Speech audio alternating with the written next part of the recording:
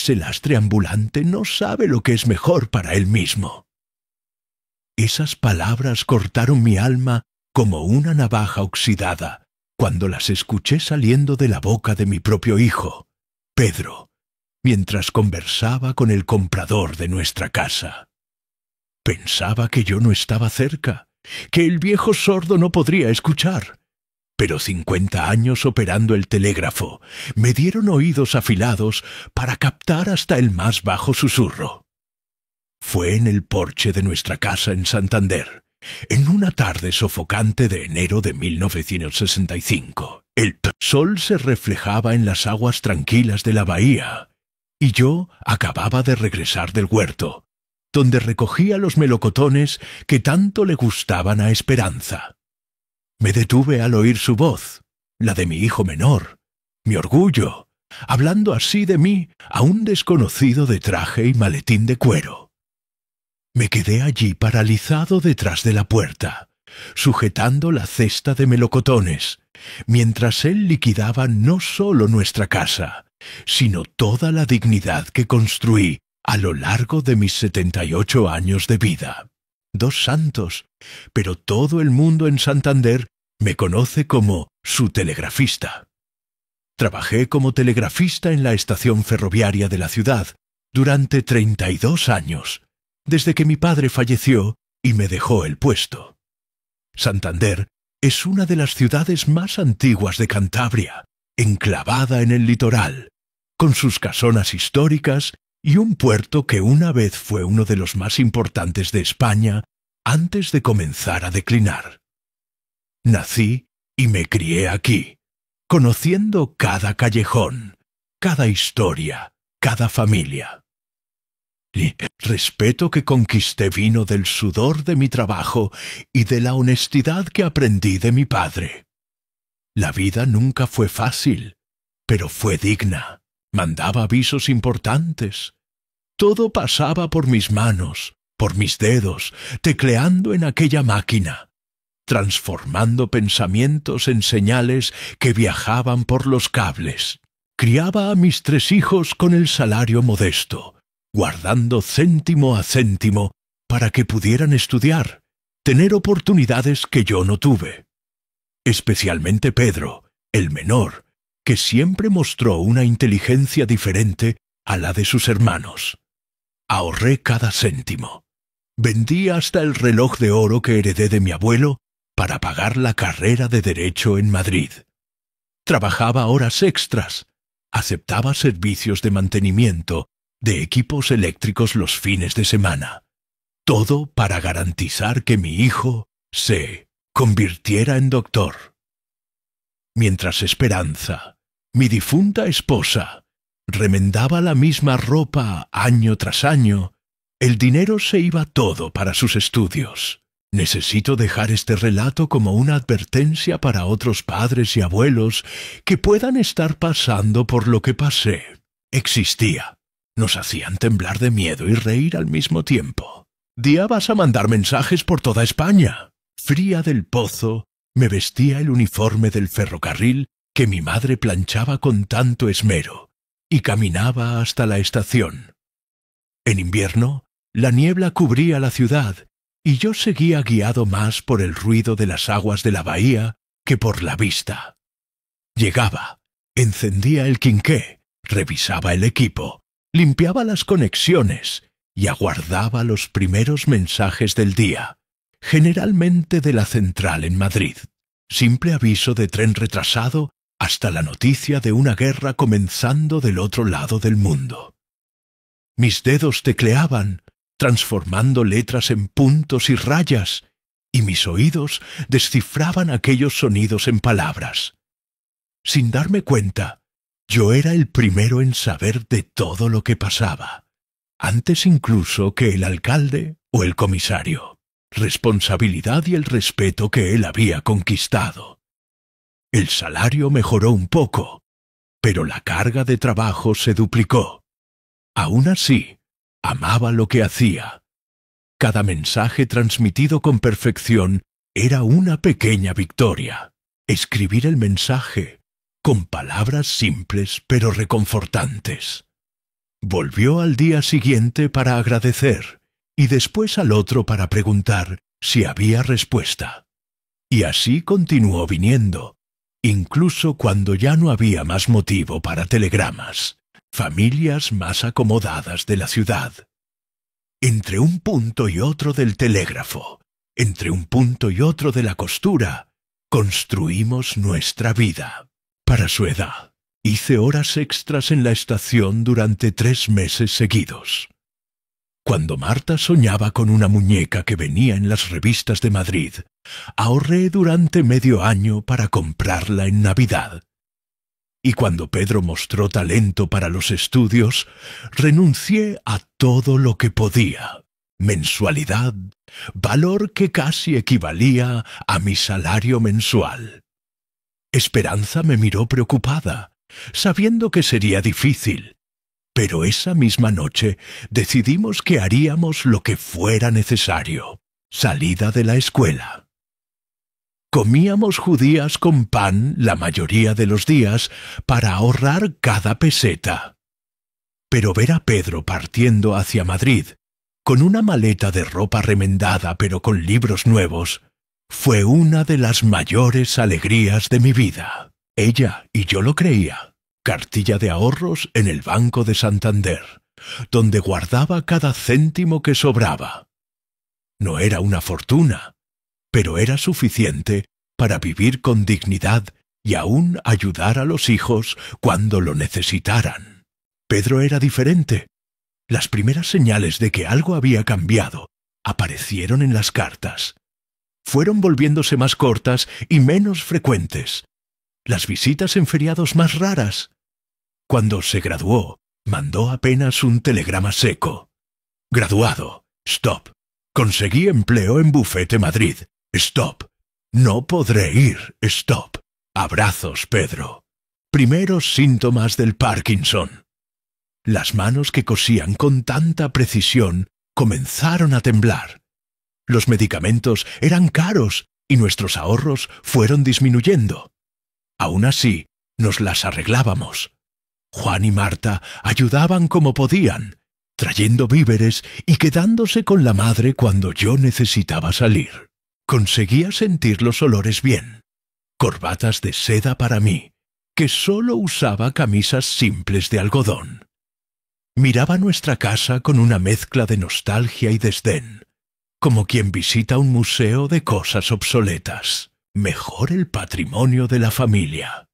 No sabía que era el comienzo de un plan que cambiaría nuestras vidas para siempre. Apareció como quien viene trayendo la salvación.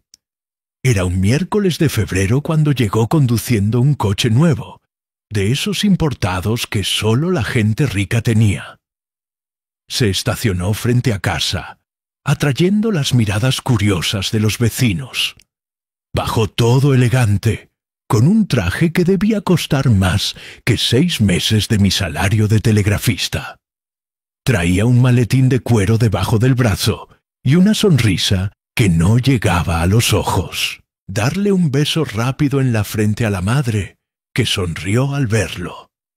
No pueden continuar así, en esta casa grande, sin condiciones de mantener todo.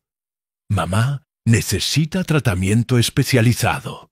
Continuó él con esa voz de abogado que usaba en los tribunales. Vamos a vender esta casa. Con el dinero compro un apartamento pequeño para ustedes en Bilbao, más cerca del hospital. El resto lo invierto en mi nuevo bufete de abogados, que dará ganancias suficientes para pagar el tratamiento de mamá y garantizar su comodidad. Hijos nacieron y crecieron. ¿Va a arreglar el otro? Salud de mamá. El doctor Raúl, allá del hospital de Bilbao, es mi amigo y va a dar prioridad en el tratamiento de ella, pero necesita esta autorización. Sacrificio nos costó. ¿Cómo podría desconfiar de él? Sacó del bolsillo un papel, una copia del poder que yo había firmado. Pero no era solo para cuidar de los médicos, como Pedro había dicho. Era un poder con plenas facultades, inclusive para vender propiedades en mi nombre. Secretaria dijo que estaba viajando. Dejé recado urgente. No me devolvió la llamada. Lo que van a llevar, el espacio es pequeño. Poder estaba firmado. La venta efectuada. Consultamos a un abogado amigo de la familia que examinó los documentos y movió la cabeza pesimista. Esperanza. Dije apenas que tal vez necesitaríamos mudarnos. Ella, ya confusa por el Parkinson, apenas asintió tristemente. Por las noches, cuando ella dormía, yo lloraba silenciosamente en la galería, mirando hacia la bahía que había sido mi compañera por tantos años. Entender lo que estaba pasando. Va para mi nuevo bufete en Bilbao. El resto, bueno, digamos que lo administraré para su bienestar. Rió Pedro, con una risa que nunca había oído antes, recordando cada sacrificio, cada céntimo ahorrado para los estudios de Pedro, cada sueño que alimenté para ver a mi hijo doctor. ¿Cómo podía hacernos esto? ¿Qué había pasado con ese niño quieto y observador que se sentaba en mi regazo mientras yo explicaba cómo funcionaba el telégrafo? Techo con agujeros, las paredes descascarándose. Pero yo aún tenía la llave de la puerta trasera guardada como recuerdo de aquellos años de trabajo, cubierta por una espesa capa de polvo, revelando un sobre amarillento por el tiempo, pero aún intacto. Fue como si un peso saliera de mis hombros. Allí estaba mi salvación, mi arma contra la traición de mi propia sangre. El viejo telegrafista, que pasó la vida transmitiendo mensajes de otros, había guardado, sin saber, el mensaje más importante de todos, el que salvaría su propio futuro. Ambulante. Sería el hombre que lucharía por su dignidad, por su casa, por su historia. De lunes, cuando entré, se levantó sonriente para recibirme, endureciéndose con cada detalle que yo revelaba. Cuando terminé, golpeó con el puño en la mesa. ¡Extraordinario! Un documento oficial del Ministerio de Comunicaciones de 1944, declarando su residencia como punto estratégico de la red telegráfica nacional, con estatus de utilidad pública permanente, con las firmas de autoridades de la época. ¿Dónde estaba guardado todo este tiempo? Gobierno me entregó ese documento. Dijo que era mi protección por el servicio prestado a la patria. Lo guardé y me olvidé. Nunca pensé que necesitaría usarlo.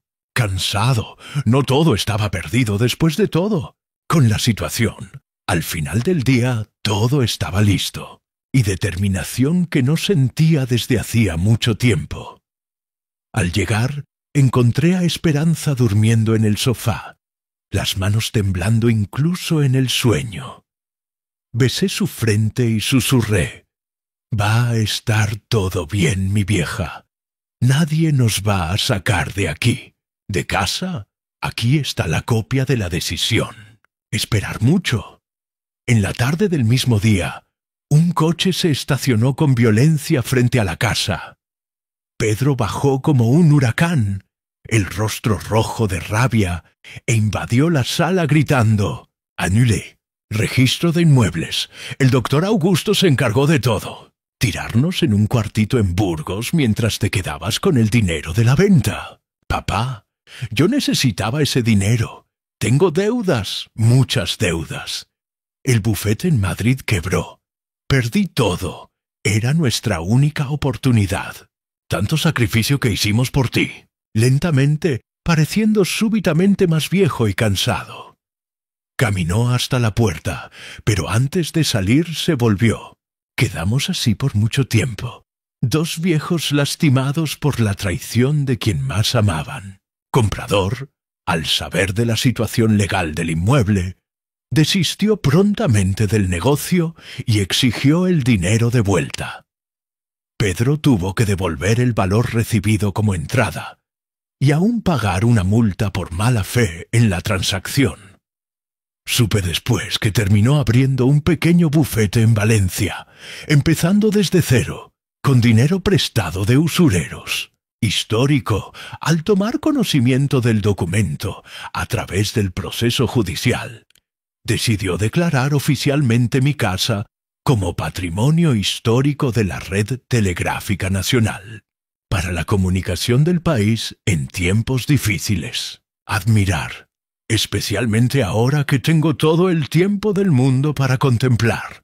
De la declaración de la casa como Patrimonio Histórico trajo una pequeña pensión especial del gobierno, reconociendo mi trabajo como telegrafista durante la guerra. Curiosos, esa inteligencia que tanto me enorgullecía. ¿Cómo fue que ese niño se transformó en el hombre que trató de despojarnos de todo? Cuenta de que Pedro perdió mucho más que yo.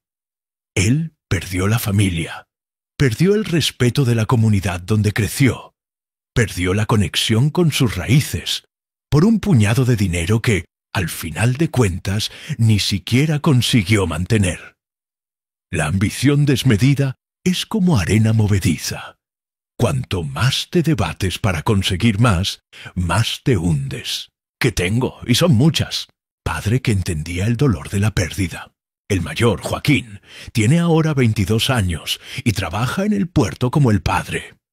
Las gemelas, Ana y Laura, tienen 19 y están haciendo el curso de magisterio para ser maestras como la tía Marta. Y el menor, Rafael, con 15 años, es la alegría de la casa. Listo, juguetón y curiosamente interesado en el viejo telégrafo del abuelo. ¿Qué más? Una carta inesperada.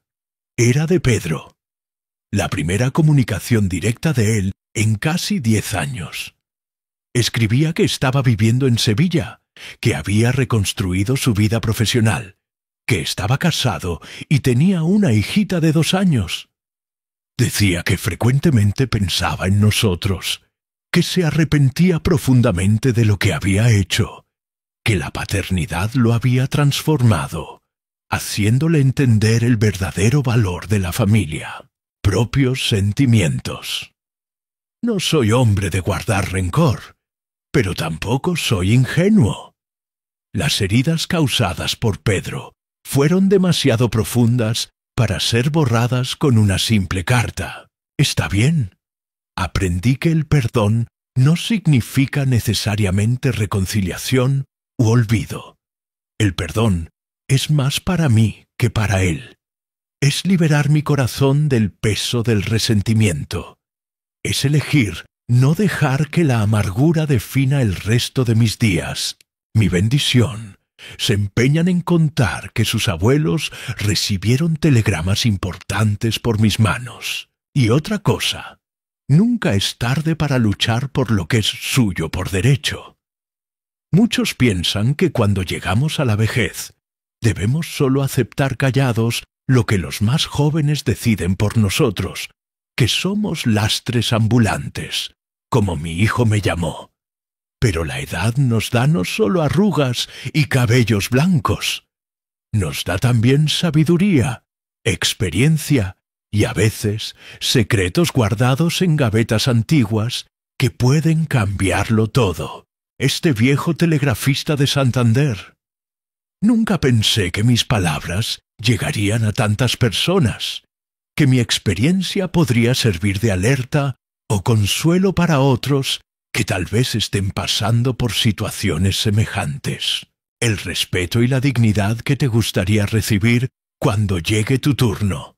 Porque créeme, ese día llegará más rápido de lo que imaginas.